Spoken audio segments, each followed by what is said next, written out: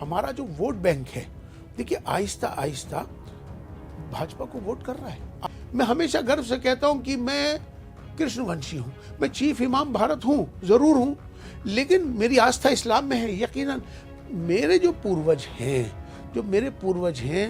मेरे जो वंश हैं, वो तो वही रहेंगे ना। जब हम हज करने जाते हैं ना, तो जब हम जाते हैं तो इमिग्रेशन ऑफिसर जो होता है ना सऊदी अरब में, वो सबसे पहले आपका धर्म नहीं पूछता, वो आपका देश पूछता है।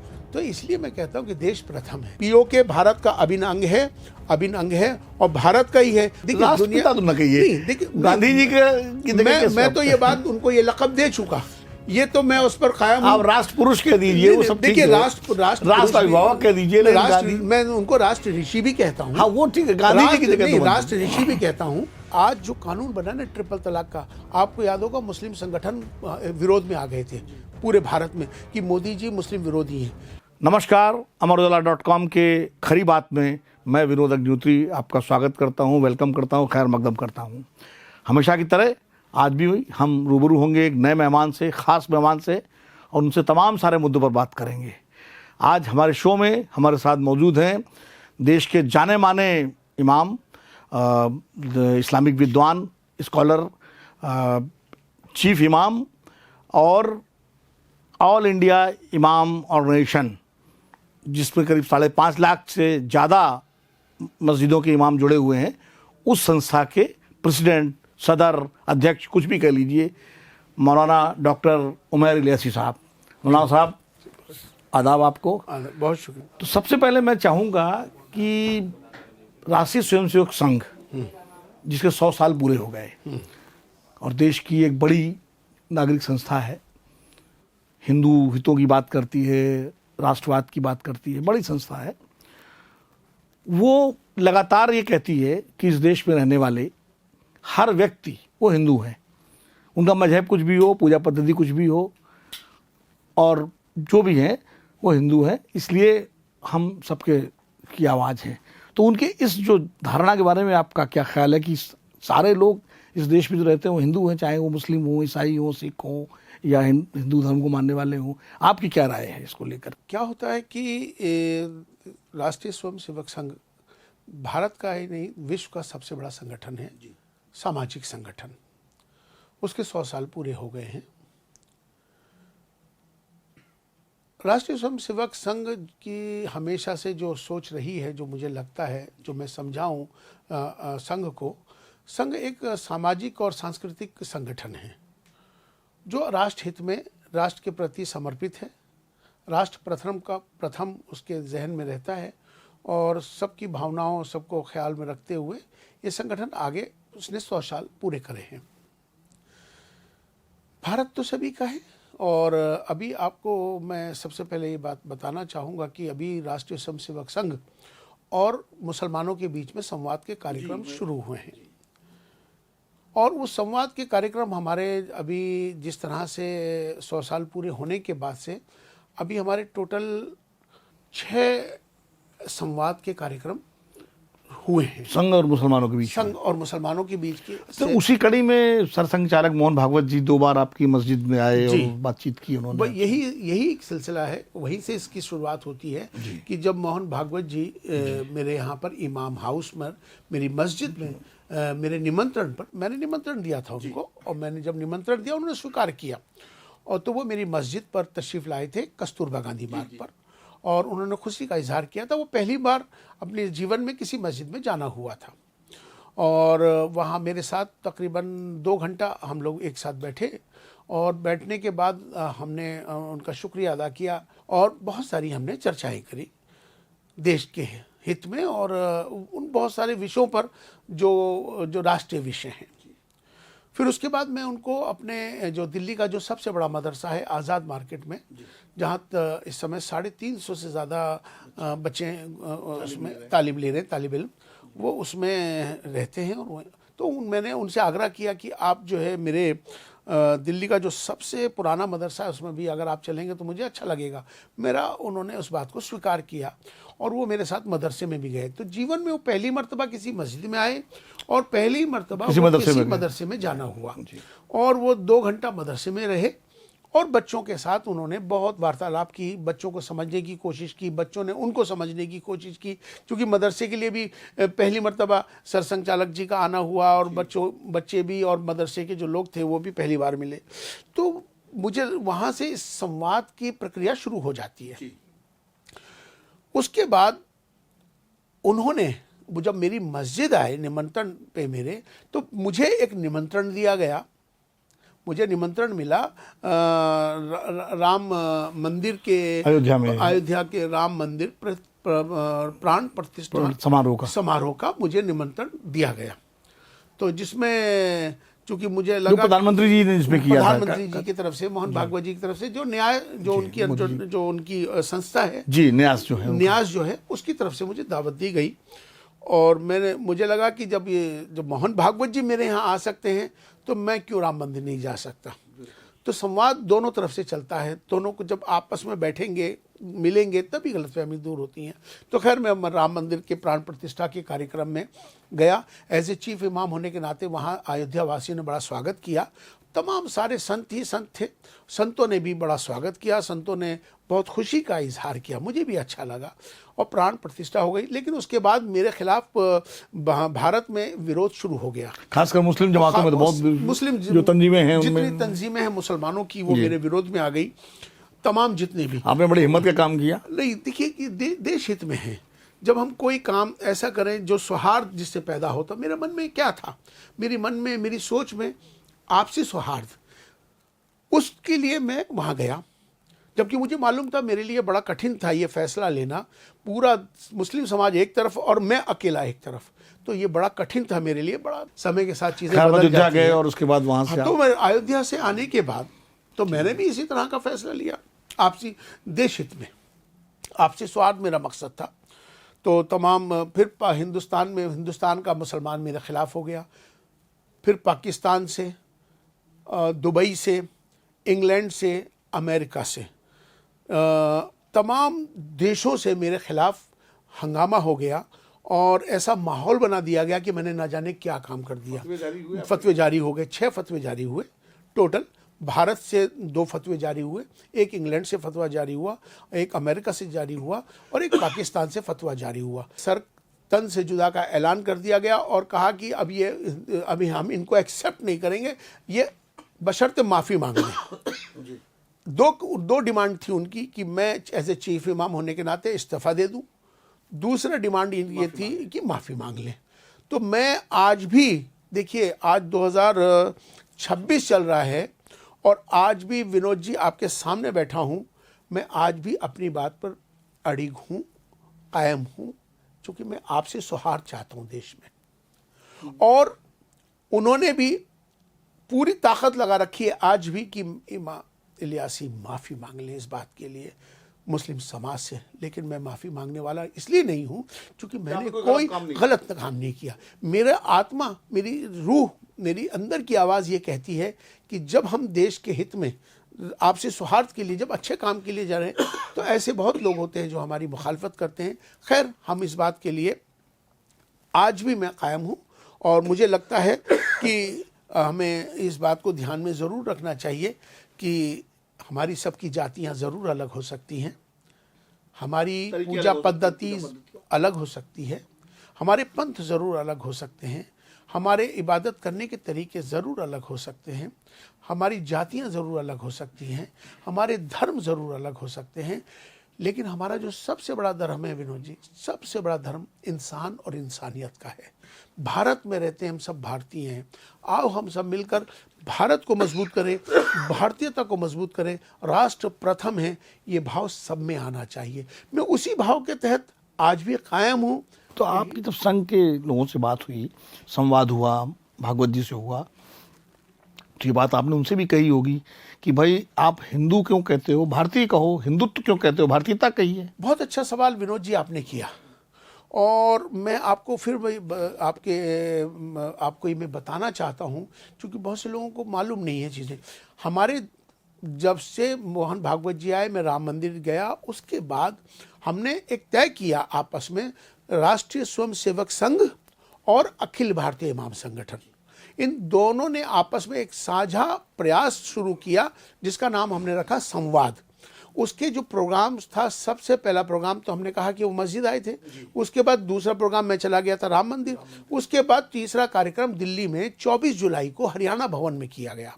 हरियाणा भवन के अंदर सर संचालक जी को हमने दावत दी और सर संचालक जी ने मेरी इस दावत को कबूल किया 100 साल होने पर कि हमारे 100 साल हो रहे हैं। और चूंकि हमारे अखिल भारतीय इमाम संगठन के 50 वर्ष पूरे हो रहे थे तो हमने कार्यक्रम रखा हरियाणा भवन में। तो हमने ये तय किया कि देश के जो बड़े इमाम्स हैं उनको बुलाकर संवाद होना चाहिए संघ के बीच में। मोहन भागवत जी ने कहा कि सिर्फ 20 लोग बैठेंगे। मैंने कहा जी ठीक है।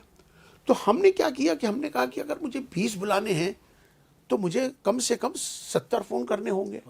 तो मैंने फ़ोन करे 70 बड़े तमाम विद्वानों को, इमामों को, जो मेरे चीफ इमाम है स्टेटों के और बड़े उलमा, उनको।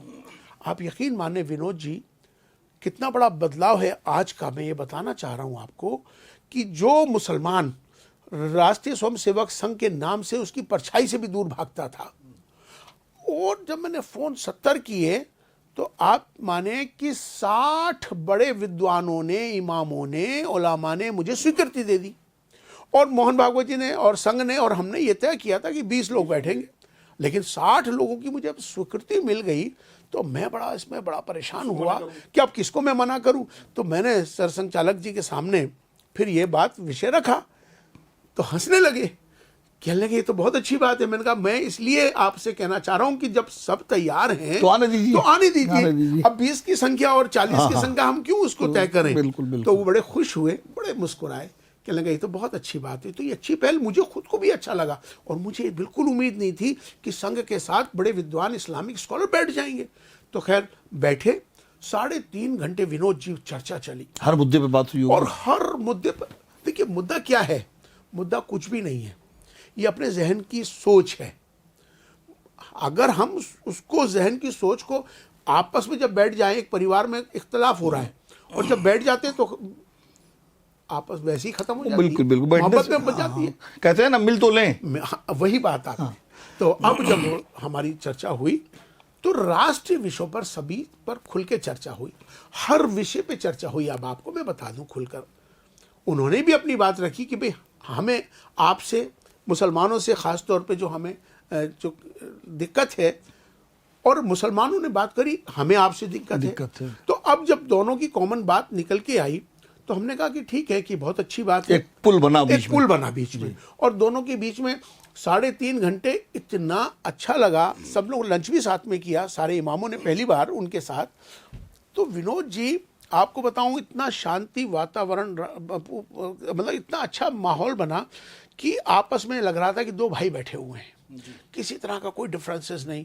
और मैं सबसे अच्छी बात यह है, चूँकि मोहन भागवत जी ने एक बहुत अच्छा काम ये किया कि उनकी जो सरलता है, उनकी जो सादगी, और या उनका जो बोलने का तरीका, ये लोग कुछ और सोचते थे। जब वो मौजूद हुए, सामने बैठे, रूबरू हुए, तो कहने लगे हम तो आपके बारे में ऐसा सोचते थे, हम तो ऐसा सोच रहे थे आपके बारे में। तो वो धारणा बदली। इसीलिए मैं कहता हूं कि संवाद हमेशा बना रहना चाहिए। नहीं, लेकिन तो ये, जैसे मैंने एक सवाल छोड़ा कि भाई भारतीयता और हिंदुत्व, या हिंदू और भारतीय, इसमें क्या राय थी उनकी? उनको दिक्कत क्या है? अगर भारतीय कहें तो बहुत अच्छा है, सब उसमें शामिल हो जाएंगे। उन्होंने, जहां वो हिंदू की बात करते हैं तो उसका मैसेज ये जाता है कि खाली आप एक वर्ग की बात कर रहे हैं। देखिए क्या है, जो मुझे समझ में आया, जो मुझे अब तक समझ में आया, उनका कहना यह है कि हिंदू हिंदी है, हम वतन है हिंदुस्तान हमारा, इकबाल साहब ने, सारे जहां से अच्छा हिंदुस्तान हमारा। आप अरब में जाइए तो अरबी, आपको अरबी कहते हैं, जापान में जाइए आपको जापानी कहते हैं। जो भारत में रहता है वो भारतीय है, उसको हिंदुस्तान कह दीजिए, हिंदुस्तान का रहने वाला हिंदी है। तो मुझे लगता है कि चूंकि यहाँ बात यह है कि हिंदू से मुराद, उनका मकसद ये है सारे हिंदुस्तानी हैं, मतलब भारतीय हैं। मुझे ऐसा लगता है, जो मेरी जितनी भी उनके साथ संवाद हुए, और उन्होंने जो ये तो उन्होंने कहा भी रखा, विज्ञान भवन में उन्होंने कहा था कि एक बार इसको आप, मैं हिंदू कहता हूँ, आप भारतीय कह लीजिए। हाँ, तो हम सब एक ही हैं। वो अच्छा, सबसे बड़ी बात यह है, चूंकि वो राष्ट्र सर्वोपरि का उनका जहन और भाव है, वो सब कुछ जोड़ने का प्रयास करते हैं, एक माला में पिरोने का काम करते हैं। उनका मकसद यही है कि हमारी पूजा पद्धति सबकी अलग है।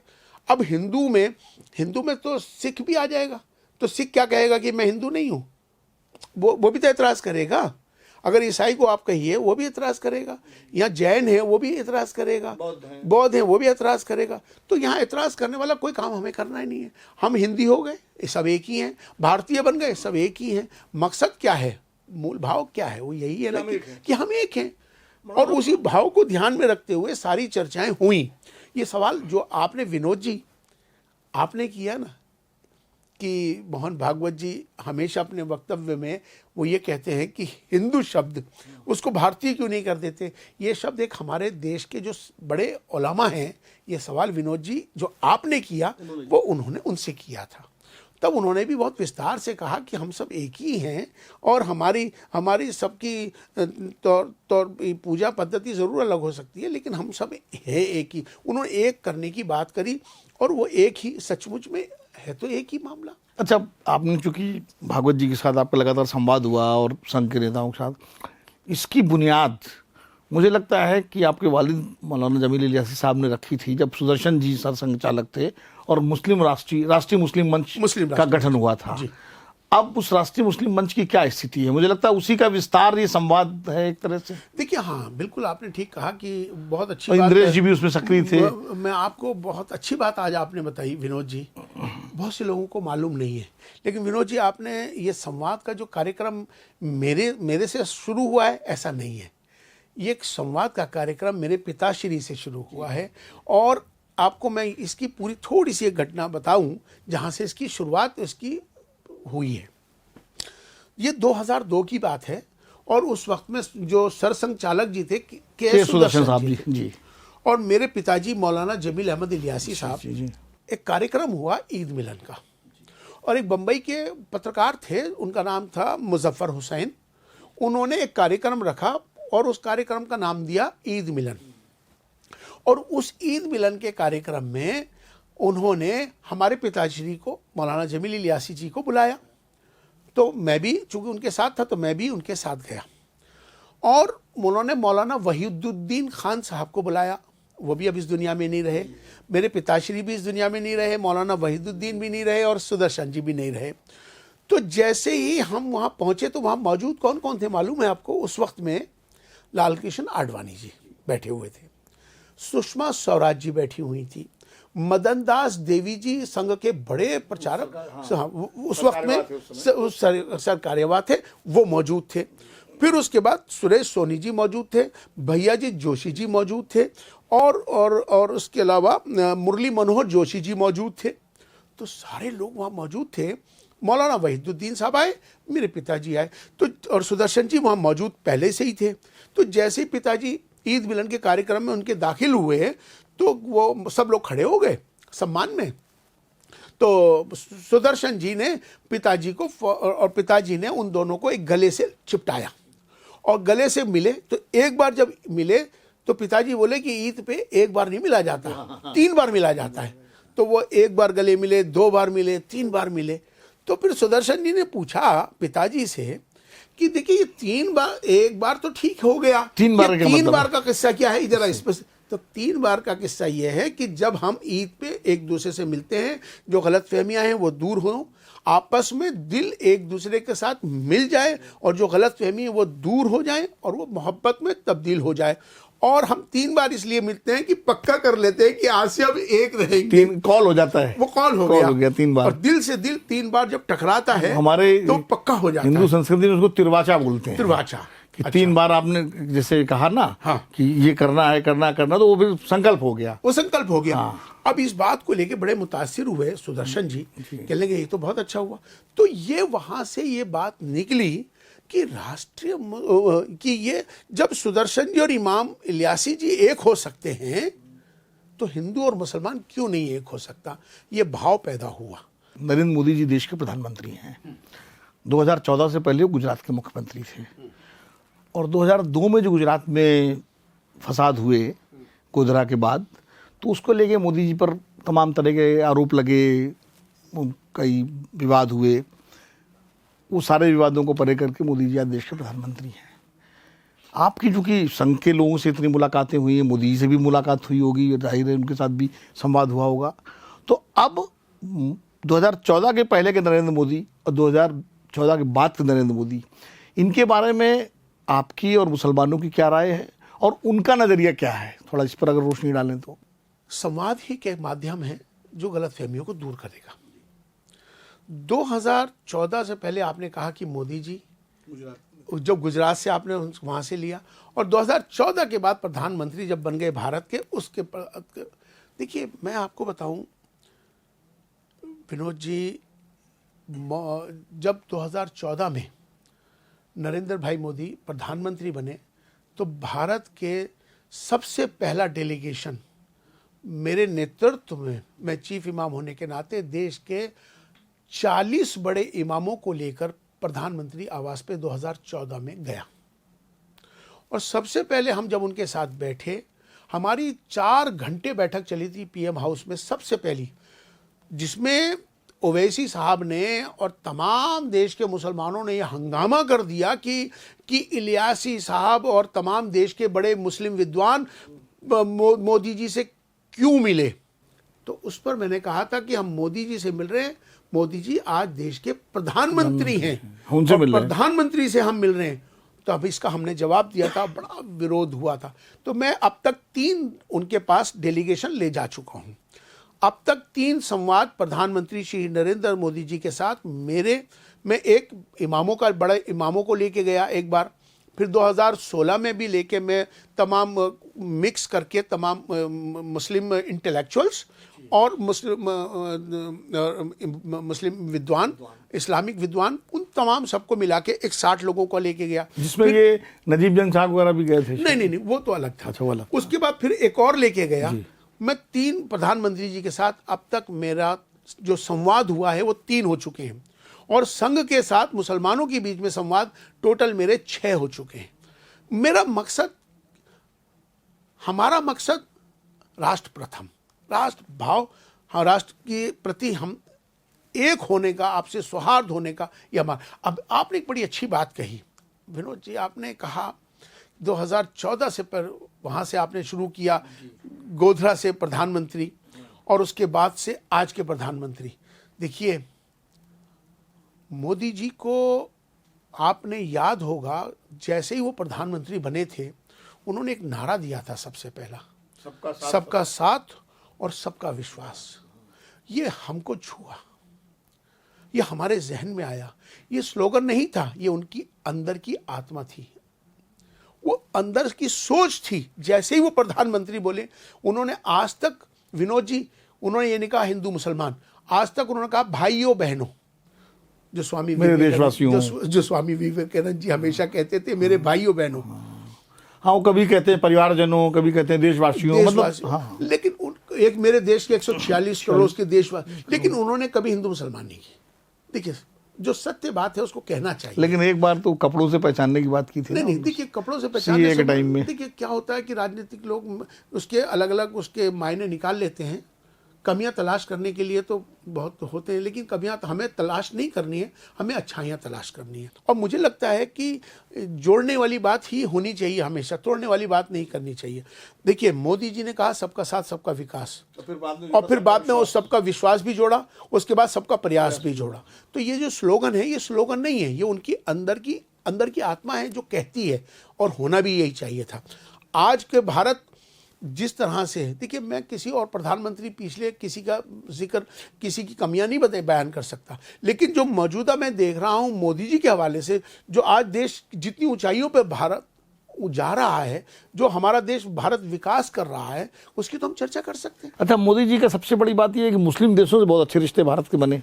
अब वही मैं बताना चाह रहा था, क्योंकि जब वो आए थे प्रधानमंत्री बन के, तो दुनिया में बड़ी एक आशंका थी कि पता नहीं इनका कैसा रुख होगा, क्या होगा, क्योंकि जो उनका बैकग्राउंड और संघ से जुड़े हुए, भारतीय जनता पार्टी एक हिंदुत्ववादी छवि, लेकिन जिस तरह उन्होंने सऊदी अरब से, जॉर्डन से, कतर से, यूएई से, अभी यूएई के राष्ट्रपति यहाँ आए हुए हैं, सबसे बहुत शानदार रिश्ते बनाए। तो वो भी वही मैं बताना चाह रहा हूँ। आपने जो 2014 से पहले नरेंद्र मोदी जी की बात करी और आज 2014 के बाद के, देखिए ये बड़ा अंतर यही है।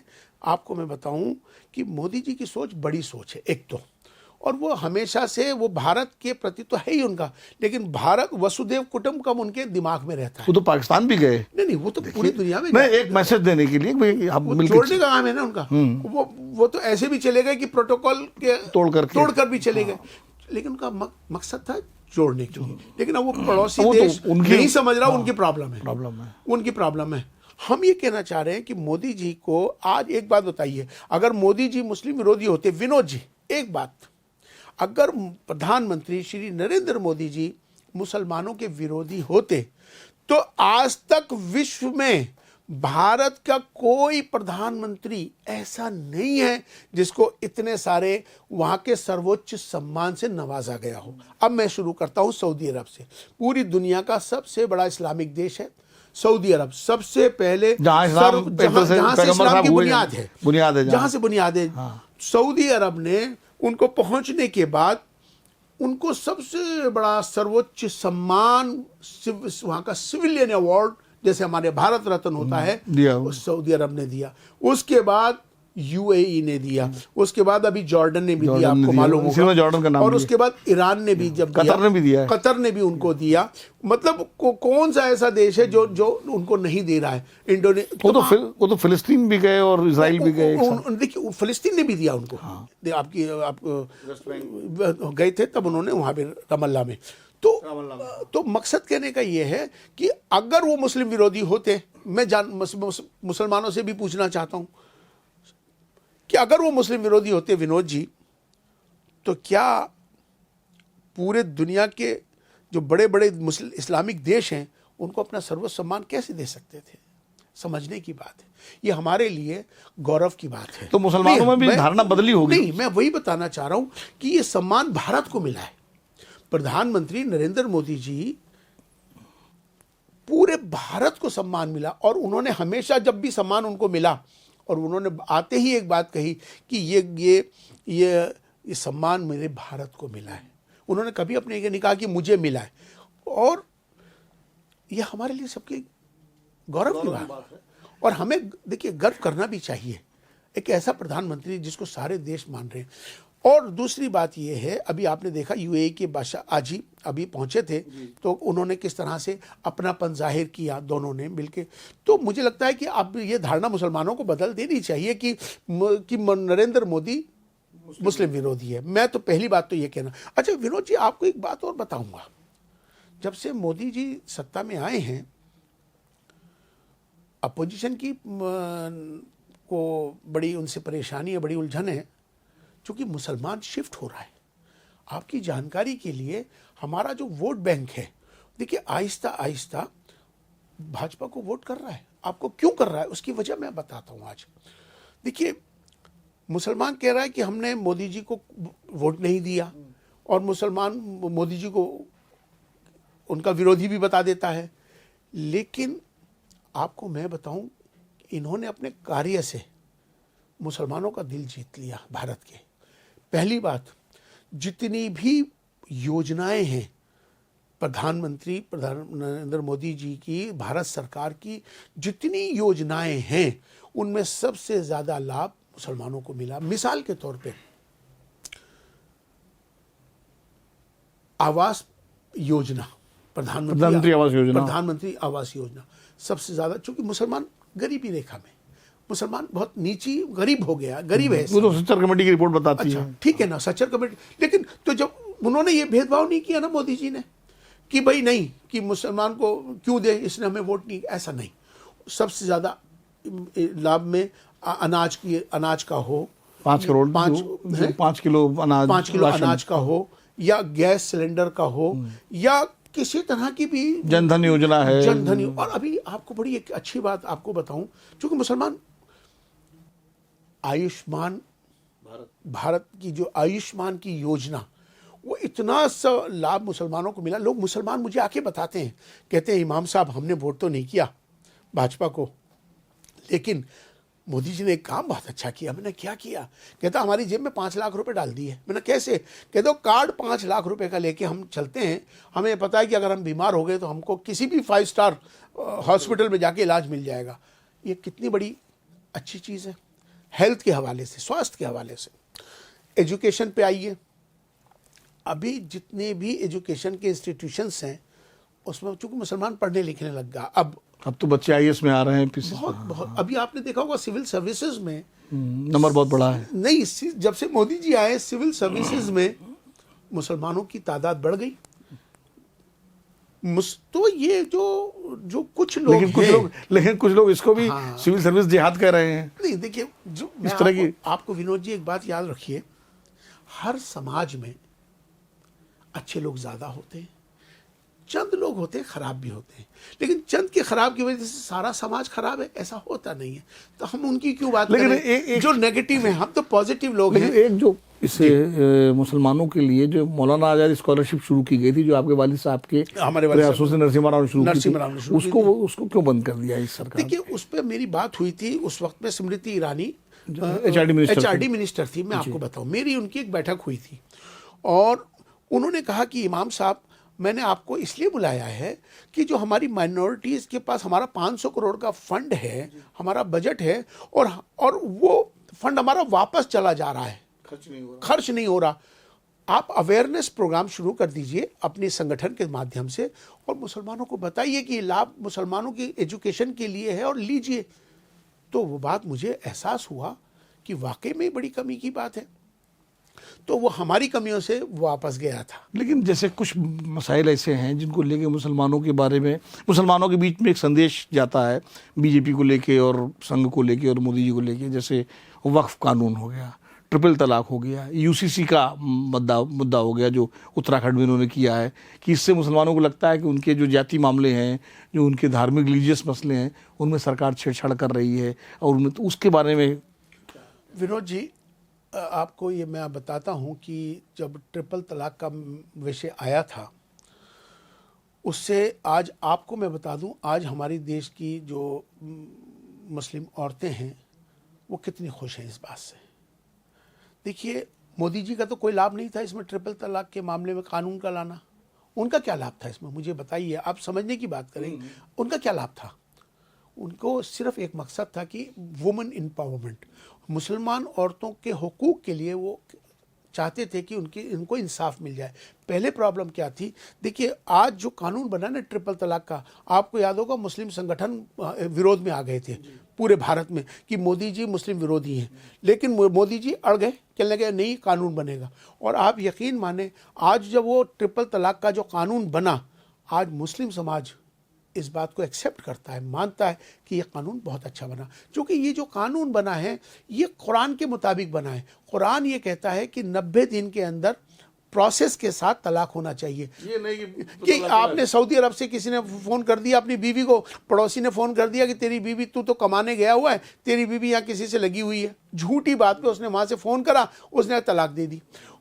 फिर 3 बार हो गया। फिर उसके बाद शराब के नशे में आता है और जबकि शराब में हराम है, उसने कहा मैं 3 तलाक देता हूं।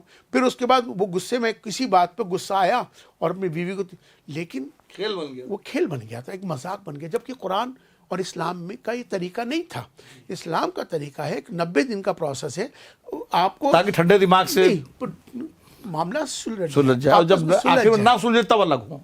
नहीं, पहले उसमें भी समझने की बात है ये आपको कि तलाक के मामले में भी, निकाह के मामले में एक गवाह होता है जी, वकील होता है। तो इसी तरह से भी जब आपस में झगड़ा हो जाए, काजी साहब दस्तखत कराते हैं सब। यस, अगर तलाक के मामले में भी अगर कोई मामला आया है तो एक गवाह साथ में रख लो और बैठ के बातचीत करो, अगर हो सकता है सुलझ जाए। लेकिन जितनी आसान निकाह है उतना आसान तलाक भी है।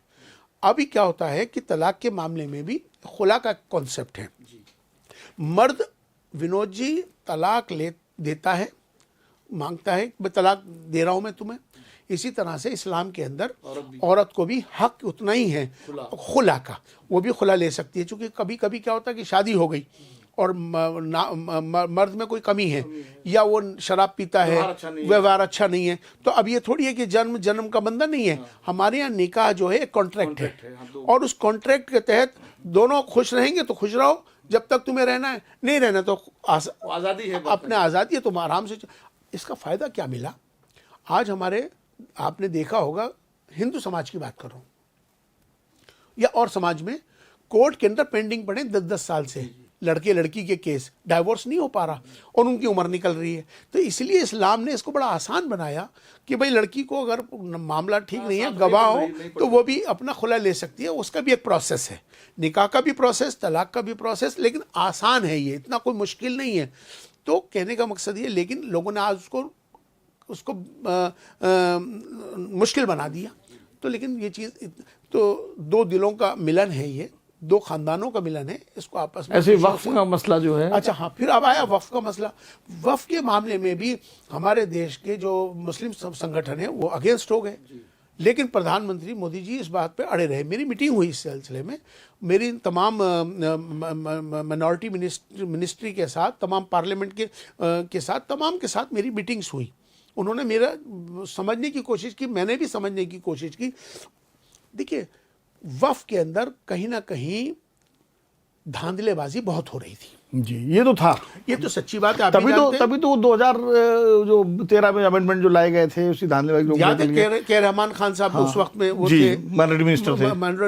तो लेकिन धांधलेबाजी बहुत थी। उस धांधलेबाजी को रोकने के लिए प्रधानमंत्री नरेंद्र मोदी जी की जो सोच है, मैं आपको बताना चाह रहा हूँ, वो मुस्लिम मुखालिफ नहीं है। मुसलमानों को पहले लगता था, लेकिन आज मुसलमानों में बदलाव आया। और आने वाले वक्त में आप याद रखना, मैं आज आपके इस पॉडकास्ट के माध्यम से कह रहा हूँ, विनोद जी आप गवाह रहना कि एक समय आएगा लोग खास तौर पे मुसलमान मोदी जी को हमें याद करेंगे। उसकी वजह बता रहा हूँ। मैंने ट्रिपल तलाक का बताया, उसमें कोई नुकसान नहीं है, आज सब खुश है। अब वक्फ अमेंडमेंट के मामले में जो उसकी पारदर्शिता की बात हो रही थी, उसमें क्या हो रहा था कि लूट हो रही थी। उन्होंने कहा कि देखिए सेंट्रलाइज कर दो इसको, डिजिटलाइज कर दो इसको रजिस्ट्रेशन कर दो इसको। जबकि कानून ये पहले भी था कि कोई भी मस्जिद अगर आप बनाएंगे, आपके पास विनोद जी आपकी जगह है, खेत है आपका, आपने अपने बच्चों से कहा कि भाई देखो इस खेत में, ये एक खेत में अपनी मस्जिद बनाने के लिए देके जा रहा हूं और इस पे मस्जिद बना कई हिंदू राजाओं ने दी है जमीन, दी ना। हाँ। लेकिन उसको कानून ये कहता है, 1954 का वक्फ एक्ट ये कहता है कि अगर मैंने दान दे दी, वक्फ कर दी, तो आप उसको रजिस्टर्ड करिए, आप उसका वक्फनामा बनाइए और वक्फनामा बना के उसे वक्फ के हैंड ओवर करिए और वक्फ बोर्ड उसका मेंटेनेंस करेगा, वापस तुम्हें मैनेजमेंट कमेटी बना के तुम्हें दे दे। वो एक अलग बात है, लेकिन वो एक तरीका है। लेकिन लोग रजिस्टर्ड नहीं करा रहे थे उस जगह, तो उसकी वजह से प्रॉब्लम आ रही थी। लोग जमीनें खुर्द-बुर्द हो रही थी, कब्जे हो रही थी। आज भी आपको मैं बताऊं, आप हैरान हो जाएंगे, दिल्ली के अंदर मेन मार्केटों में वक्फ की दुकानें हैं, उनमें पता है कितना 1 रुपये किराया है। आप जहां से वो 1 लाख रुपए दुकान का कमा रहा है वो आदमी, क्योंकि मैं उस एरिया का नाम नहीं बोलूंगा क्योंकि बात खराब हो, वो हम लोग जानते हैं, वो आप भी जानते हो, मैं भी जानता हूँ, सब जानते हैं। 1 रुपये महीना का किराया है। तो ये क्या औचित्य है? तो मोदी जी ने कहा कि नहीं, 1 लाख रुपए तुम एक दुकान से कमा रहे हो और रोज के, और तुम 1 रुपये महीना दोगे, तो उनका कानून के अंदर बदलाव लाओ। आज के हिसाब से उसका रेंट होना चाहिए और वक्फ की हिफाजत होनी चाहिए। जिस वाकिफ ने वक्फ किया है उसकी जो मंशा है, वो दान करी है ना, उसने दान किस लिए करी है कि उसकी शिक्षा में, स्वास्थ्य में, या उसकी गरीबों के लिए, या मस्जिद बनाएं, या कुछ भी ऐसा करें कि जिससे गरीबों का भला हो। उनका मकसद तो ये था ना, इसलिए दान करी थी। अब वो जो दान की हुई जगह का उसका दुरुपयोग हो रहा है, तो उस दुरुपयोग को रोकने के लिए ये कानून लाया गया। लेकिन मुसलमान आने वाले वक्त में कहेगा कि ये बिल्कुल दुरुस्त है। यूसीसी के बारे में क्या कहना है? देखिए, कॉमन सिविल कोड जो है या यूनिफॉर्म सिविल कोड जो उत्तराखंड में लाया गया है और देखिए, मैं पूरे देश में लाने की बात हो रही है। मैं आपको एक बात बताऊं विनोद जी, आपने बहुत अच्छे गहरे सवाल कर रहे हो आज। मैं चाह रहा हूँ आप, चूंकि आपसे बेहतर कौन मिलेगा इसके बारे में मैं आपको खुल के बात भी करूंगा, जो कि समाज के अंदर जो गलतफहमी उसको दूर करूंगा। मैं आपको विस्तार से, थोड़ी सी समय लगेगा, लेकिन आपको ये, चूंकि विषय बड़ा है ये। देखिए, यूसीसी एक विषय राष्ट्रीय विषय है, एक तो दिमाग में ये बिठा लीजिए। ये मुस्लिम, हिंदू, मुसलमान, ईसाई का विषय नहीं है, ये राष्ट्र हित में राष्ट्र का विषय है। एक तो ये बात। दूसरी बात, आज भी कानून ये कहता है यूसीसी के अंदर कि अगर मुसलमान को अपना शरीयत के मुताबिक अगर फैसला करना है, निकाह करना है या कोई भी फैसला करना है, काजी के पास जाइए, हमें कोई एतराज़ नहीं है।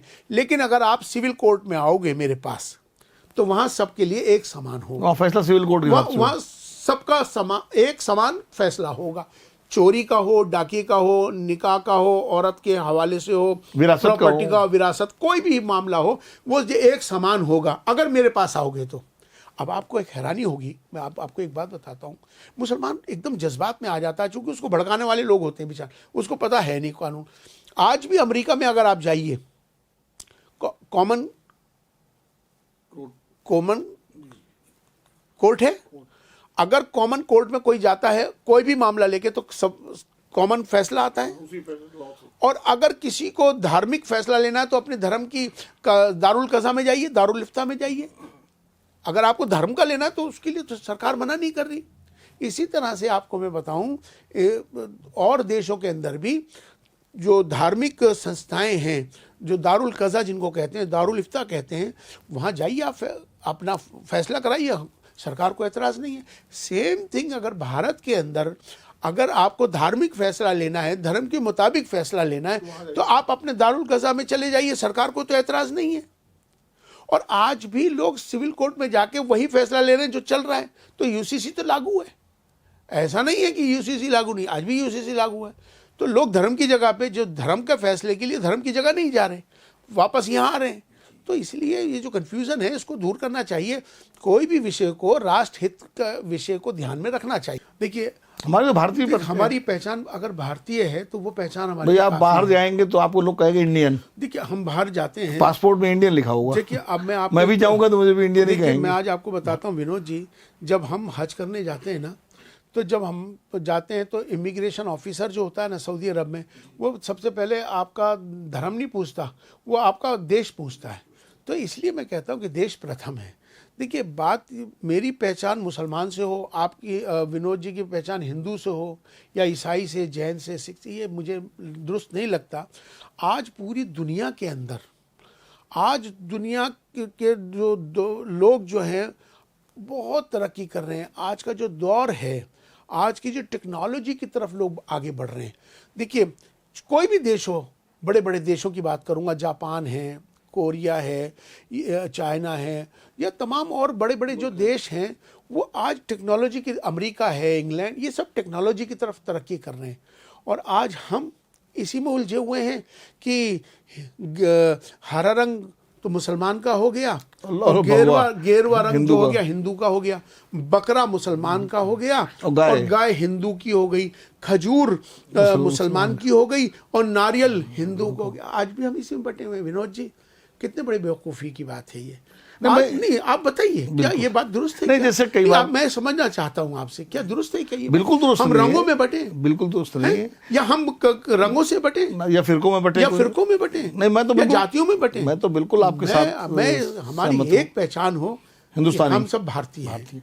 हमें गर्व होना चाहिए। वही मैं कह रहा हूँ कि ये गर्व होना चाहिए कि हम भारतीय हैं। और एक भारतीय, जब हम एक देखिए धागे में पिरो के हम भारतीय बन जाएंगे ना, तो देखिए मेरी आस्था इस्लाम से है, मेरी अपनी है, वो जाती है, लेकिन मैं घर से बाहर निकलने के बाद भारतीय बनना चाहिए। हम एक होने के लिए भारतीय बनना, कहीं तो एक होना पड़ेगा ना, कभी तो एक होना पड़ेगा ना।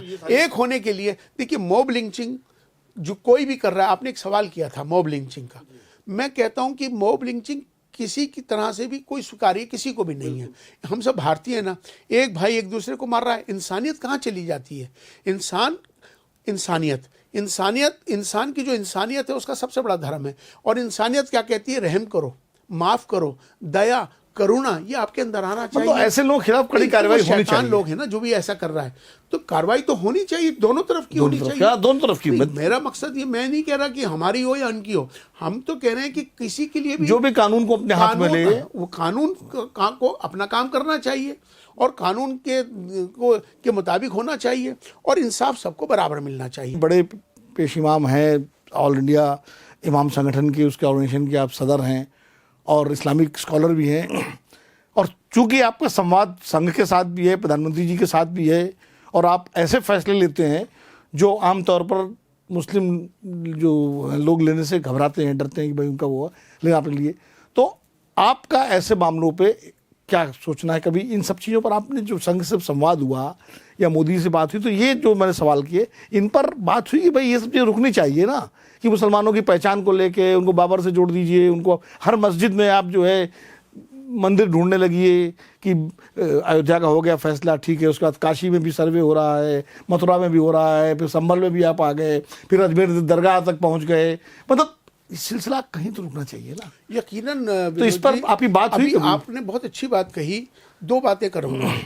एक तो इस हवाले से आपको याद होगा हमारे सरसंघचालक जी आदरणीय मोहन भागवत जी ने जब ये हो रहा था कि शिवलिंग हर जगह मंदिर मस्जिदों से ढूंढे जा रहे थे, तो एक उन्होंने अपना एक बयान दिया था। हाँ, कि हर मस्जिद में शिवलिंग क्यों ढूंढना। ने उनके इस वक्तव्य को बहुत सराहा था और एक विश्वास पैदा हुआ था कि कोई तो हमारा है जो हमारी बात कर रहा है। आप यकीन माने उन्होंने बिल्कुल ये बात नहीं सोची कि हिंदू नाराज हो जाएगा, लेकिन उन्होंने हक की बात, मोहन भागवत जी ने ये कही कि किसी भी बार हर जगह मस्जिदों के नीचे से शिवलिंग मत ढूंढिए। तो ये हमारे लिए एक विश्वास पैदा कर रही थी मुसलमानों के बीच में। उन्होंने तो कहा डीएनए एक है, डीएनए भी एक है। ये संवाद की वजह से ही हम एक है। अभी एक आपको बताऊं, प्रधानमंत्री मोदी जी ने अभी खुद कहा है कि कोई भी आदमी कोई भी मुसलमानों के खिलाफ या कोई भी ऐसा कोई बयान देगा। उन्होंने तो गौरक्षकों में भी बोला था, उन्होंने मॉब लिंचिंग पे भी बोला था। बिल्कुल तो समय समय पर 2016-17 में बोला था। यकीनन तालकोटरा स्टेडियम में उन्होंने ये बात रखी थी। मैं वही कहना चाह रहा हूं कि प्रधानमंत्री जी की तरफ से हमेशा सबका साथ, सबका विकास, सबका विश्वास वाली बात है। इसी तरह से मोहन भागवत जी भी, मैं उनको हमेशा से एक बात कहता हूं कि हमारे देश के राष्ट्रपिता हैं वो। मैंने क्यों कहा उनको?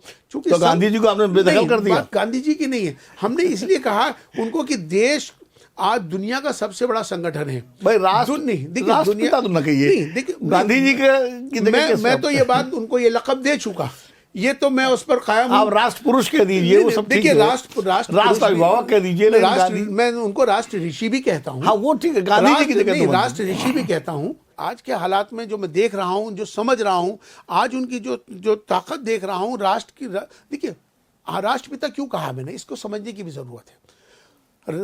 आरएसएस जो है, राष्ट्रीय स्वयंसेवक संघ, राष्ट्र के लिए समर्पित है। उन्होंने अपना पूरा जीवन, वैसे तो मैं उनको कहता हूं कि राष्ट्रीय स्वयंसेवक संघ के जो प्रचारक होते हैं वो भी संत होते हैं। मोदी जी को मैं संत ही कहता हूं। देखिए, राष्ट्र के प्रति समर्पित रहना, राष्ट्रीय स्वयंसेवक संघ का कार्य क्या है? राष्ट्र के लिए काम है ना। तो राष्ट्र हित में काम करना, राष्ट्र के विकास की बात करना, राष्ट्र को एक करना, तो राष्ट्र की जो बात कर रहा हो, बात सब्जेक्ट क्लियर करना चाहिए। बाबर ना तो मेरे लिए आदर्श है, ना भारत के किसी मुसलमानों के लिए आदर्श है, बिल्कुल क्लियर है। आक्रांता थे, आए, भारत में लूटा, उन्होंने क्या किया आपको भी मालूम है।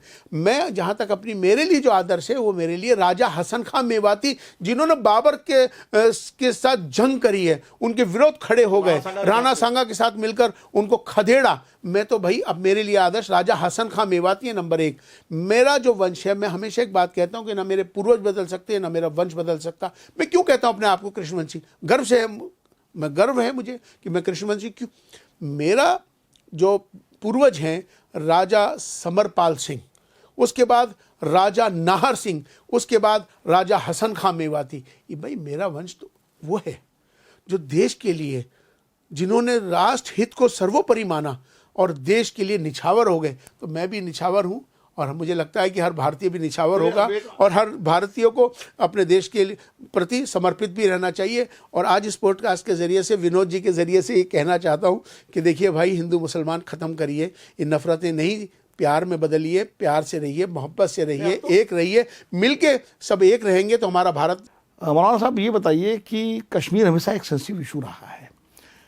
आतंकवाद, क्रॉस बॉर्डर टेररिज्म वहाँ पर पिछले 40-50 सालों से लगातार चल रहा है। हजारों लोग मारे गए, हमारे तमाम सुरक्षाकर्मी शहीद हुए और कई मासूम हिंदू मुसलमान सब मारे गए। पंडितों को वहाँ से पलायन करना पड़ा। बड़ी ट्रेजिक स्टोरी है कश्मीर की। धारा 370 जब हटी तो उसका बड़ी उसकी मुखालफत हुई, लेकिन आप एक मुस्लिम स्कॉलर की नज़र से, एक मौलाना की नज़र से, और एक ऐसे मौलाना की नज़र से जो हिंदुस्तान को अपना सबसे बड़ा वो मानते हैं, भारत को, देश को, इस पूरे प्रकरण को कैसे देखते हैं कि 370 से पहले का कश्मीर और 370 से बाद का कश्मीर, और कश्मीर के कि समस्या जो है वो कैसे सुलझना चाहिए, उसको कैसे वहाँ पर जो है ये आतंकवाद खत्म हो और एक नॉर्मल सी लौटे। और लोग, अब तो 370 खत्म हो गई है, तो कम से कम लोग जाएं, रुकें, बसें, जैसे दूसरे राज्यों में होता है उसी तरह से कश्मीर में भी सारी गतिविधियाँ हों। विनोद जी, बहुत ये कश्मीर का जो विषय है बहुत सेंसिटिव विषय है पहली बात तो, और आपने जो बात रखी है, लेकिन मुझे लगता है कि हमें भी इस पर खुलकर चर्चा करनी चाहिए और हर भारतीय को खुल के चर्चा करनी भी चाहिए। मैं आपको एक बात बताना चाहता हूं कि 370 हटने के बाद से और उससे पहले से आपने मुझसे सवाल किया, हम कश्मीर की बात करते हैं, कश्मीरियों की बात नहीं करते। देखिए, हमें कश्मीर के साथ कश्मीरियों की भी बात करनी चाहिए।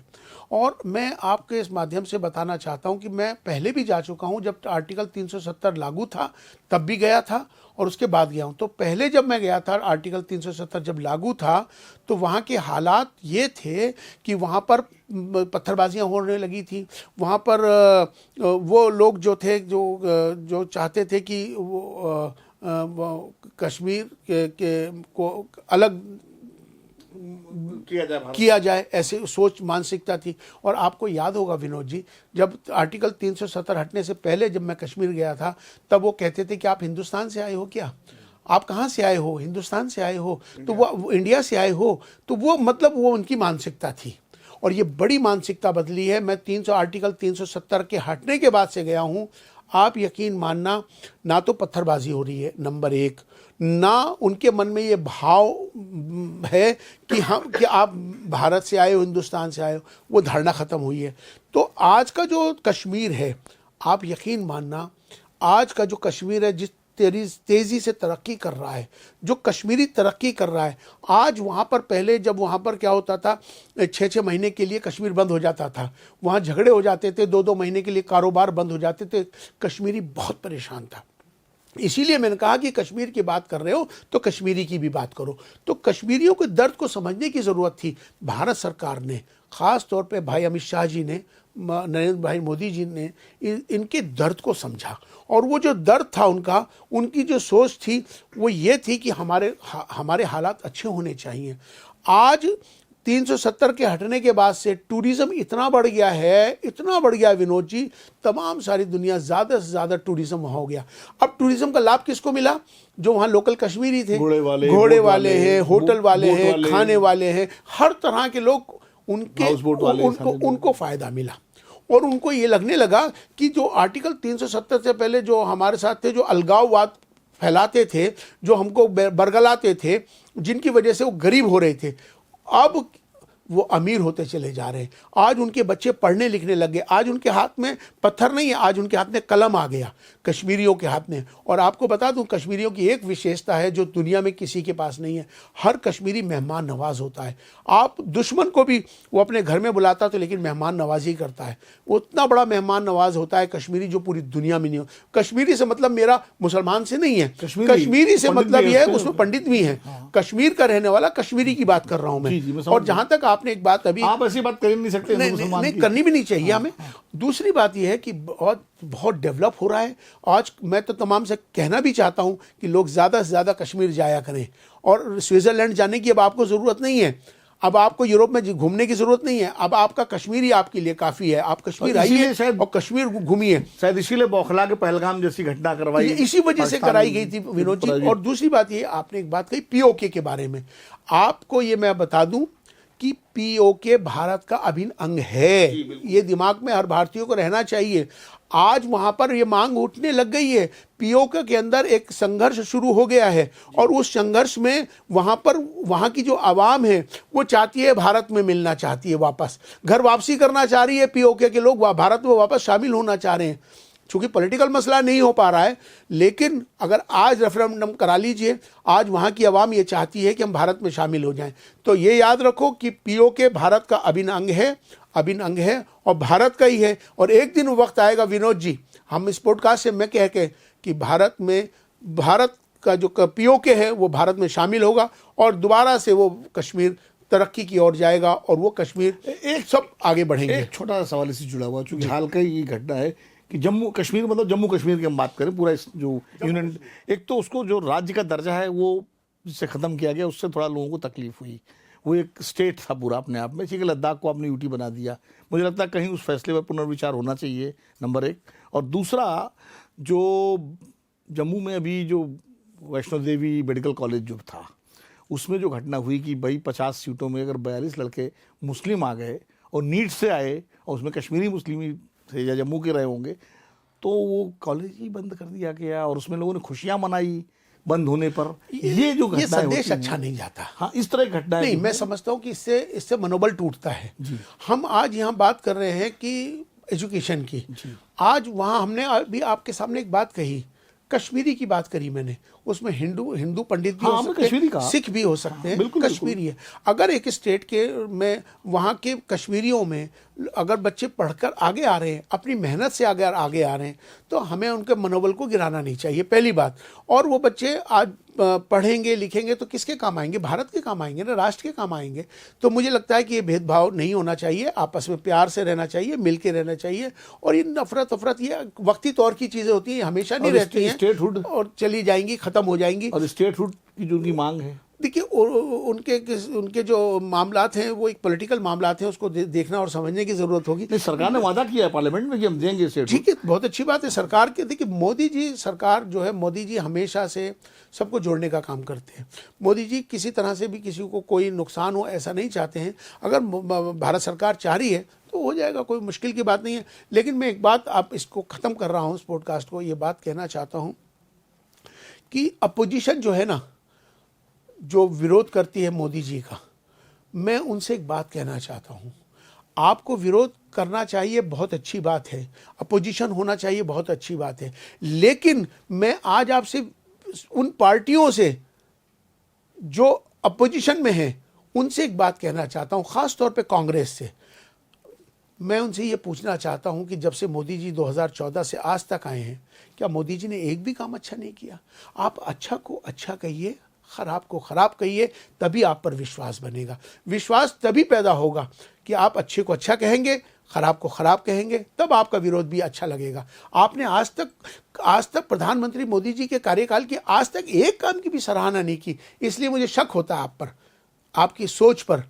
अपनी सोच को बदलिए, सच को सच कहिए, गलत को गलत कहिए, तभी आपके ऊपर लोग विश्वास करेंगे। चलिए, बहुत बहुत शुक्रिया मौलाना साहब, आपने इतना वक्त दिया, खूब खुल के बातचीत हुई, अपनी चर्चा हुई उन सारे मुद्दों पर, जो उन सवालों पर जो लोगों के जहन में हैं। मुझे लगता है कि हमारा ये जब टेलीकास्ट ब्रॉडकास्ट होगा, जब ये अपना जो पॉडकास्ट जो है हमारा, तो दूर तक बात निकली है तो दूर तक जाएगी और लोगों की एक अच्छा संदेश जाएगा कि हम सब भारतीय हैं, हम सब हिंदुस्तानी हैं, हम सब एक मुल्क के बाशिंदे हैं, हम एक परिवार के हैं, एक देश के हैं। और देश हमारा राष्ट्र, हमारा देश हमारी सबसे पहली प्राथमिकता है। देश के हित में जो भी हो वो हमें करना चाहिए। इस संदेश के साथ मौलाना उमैर अली हसी साहब, आपका बहुत बहुत तहे दिल से शुक्रिया, धन्यवाद, थैंक यू। अगर आप ये वीडियो YouTube पर देख रहे हैं तो हमारे चैनल को सब्सक्राइब कर बेल आइकन दबाएं, और Facebook पर देख रहे हैं तो हमारे पेज को लाइक करें।